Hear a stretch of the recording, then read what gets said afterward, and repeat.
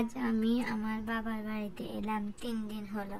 এই 3 দিনে আমার বাবার বাড়ির মানুষগুলো বুঝিয়ে দিয়েছে আমি এই পরিবারে আমার অবস্থানটা ঠিক কোথায়। এই 3 দিনে আমার মনে হয়েছে এই পরিবারে না এসে দুনিয়া ছাড়ে চলে যাওয়াটাই আমার জন্য অনেক বেশি ভালো ছিল।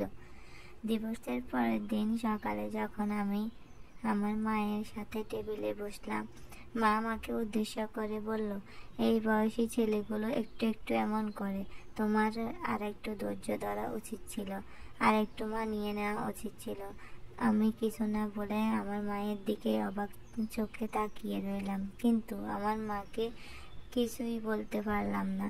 ঠিক ওই দিন দুপুরবেলা যখন আমি আমার বাবার সাথে খেতে বসলাম, আমার বাবা আমাকে উদ্দেশ্য করে বলল, তোমার আরও একটু ধৈর্যশীল হওয়া উচিত ছিল। সংসার করতে গেলে অনেক বেশি ধৈর্য নিতে হয়, কাজ করতে হয়, অনেক বেশি স্যাক্রিফাইস করতে হয়, অনেক কিছু দেখে না দেখার ভান করতে হয়। আশা করি তুমি আমার কথাগুলো বুঝতে পারছো।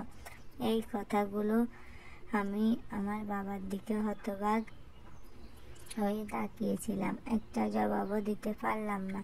আমার শরীর ক্ষত বিক্ষত হয়ে গেছিল আমার স্বামী সহ শ্বশুরবাড়ির মানুষদের অত্যাচারে, কিন্তু আমার কোনো আঘাতে আমার বাপের বাড়ির মানুষের চোখে পড়ল না। আসলে তাদের চোখে সবসময় একটা চিন্তা আমি দেখে আসতাম।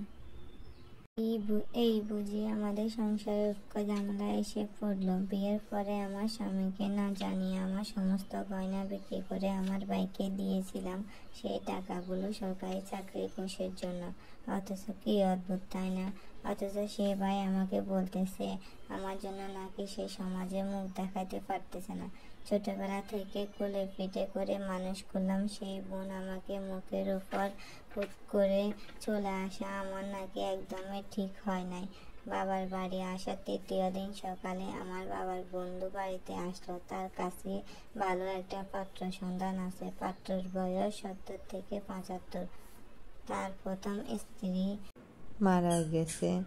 25 বছর হলো। পাত্রর বয়সটা একটু বেশি, কিন্তু টাকা পয়সা অর্থ সম্পদের নাকি কোনো শেষ নেই। এই কথাটা শোনার পর আমার বাবা মায়ের চোখে মুখে আমি আনন্দের ছাপ দেখতে পেলাম, আর মনে মনে ভাবতে লাগলাম এই সংসারে আমার অবস্থানটা আজ কোথায়। ঠিক কতটুকু ধৈর্য ধরলে আমার সংসারটা টিকতো বলুন তো?